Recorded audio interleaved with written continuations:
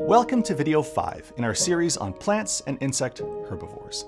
In this video, we're going to sort of take a step back and look at two hypotheses that try to tie everything together when it comes to plant defenses in relation to insect herbivory.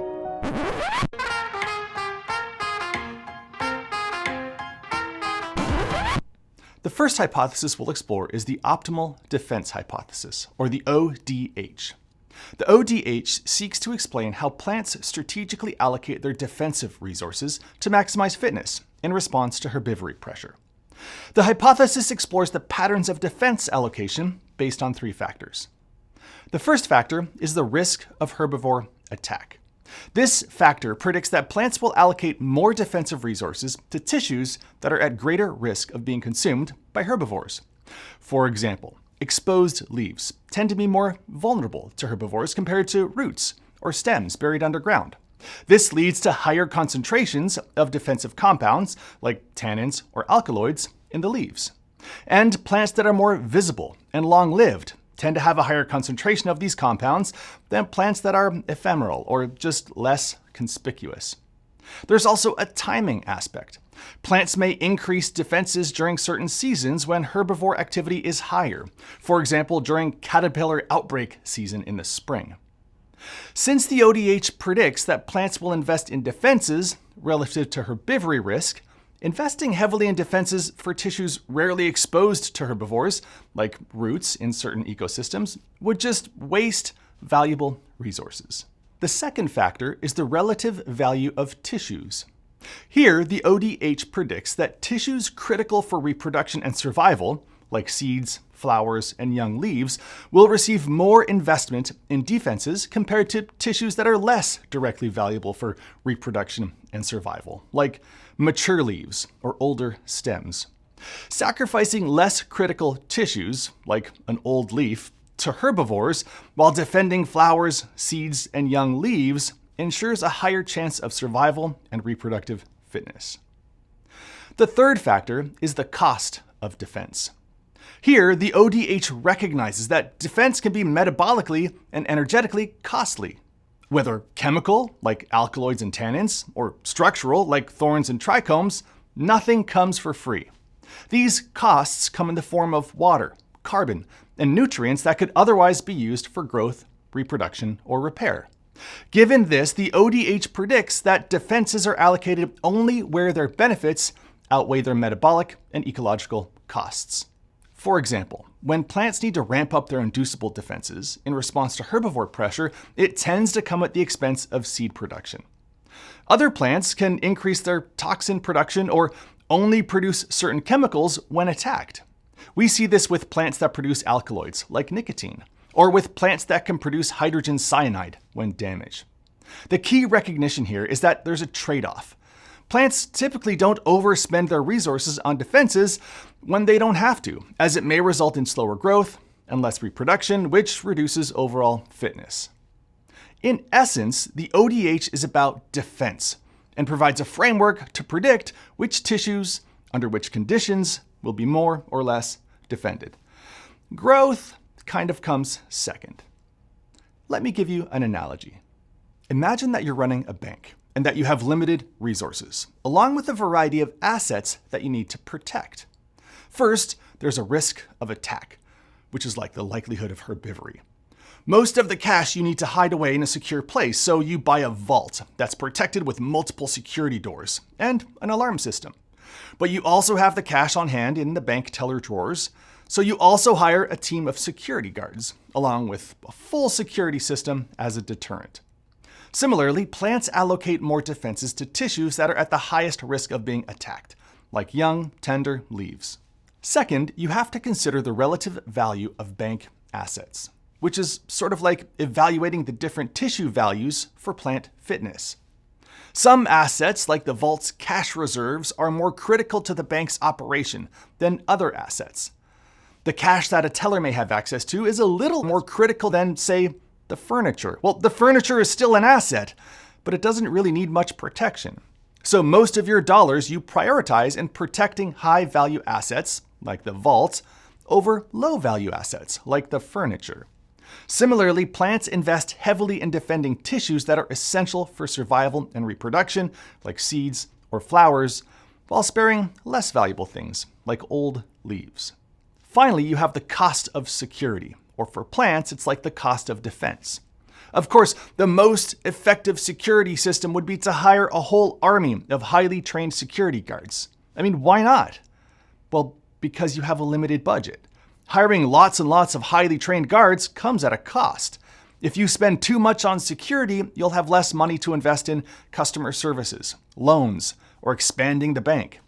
Similarly, plants must balance the metabolic costs of producing defenses with their needs for growth and reproduction.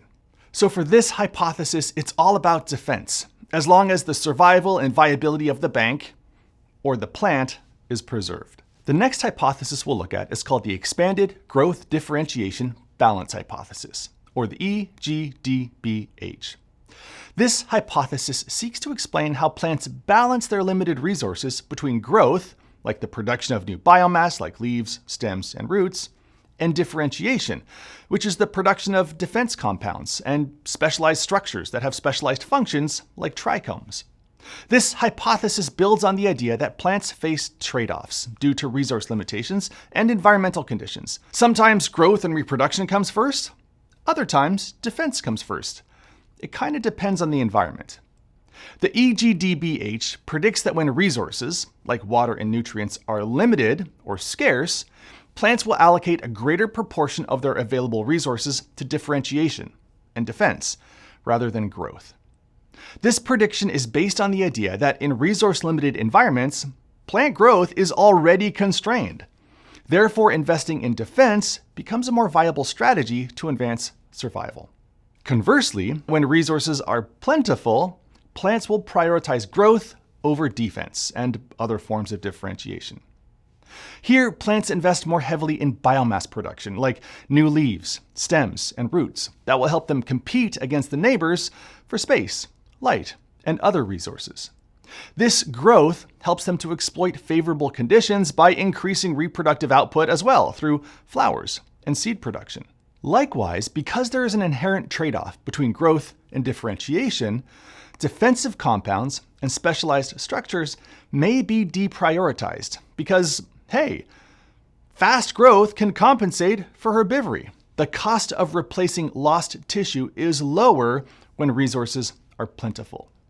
In this situation, constitutive defenses, those that are always present, may be deprioritized, and inducible defenses that are produced in response to herbivory may become the primary strategy to minimize costs.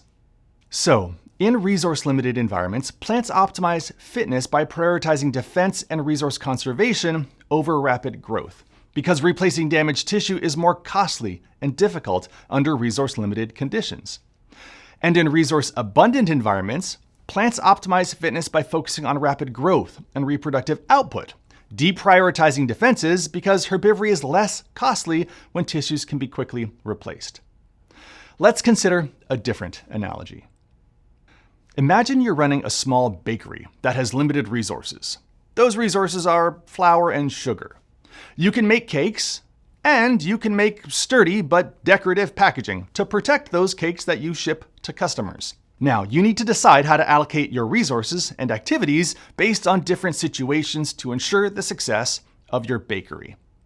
Situation 1. There's a scarcity of resources, like flour and sugar. When key resources are scarce, you prioritize the protection of the limited number of cakes that you can make. You can't make lots of cakes, so you make sure to invest in the decorative but sturdy packaging to protect what little you have. This is analogous to plants investing in defenses when growth is limited by resources. Situation 2. There's an abundance of resources, so lots of sugar, lots of flour. When resources are abundant, you focus on producing as many cakes as possible to maximize sales. This is analogous to plant growth and reproduction.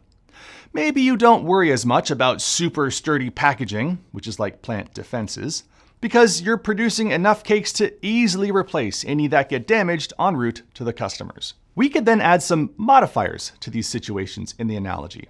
Let's say there's high external pressure. This would be high herbivory, or in the cake situation, maybe there's lots of cake thieves in the neighborhood.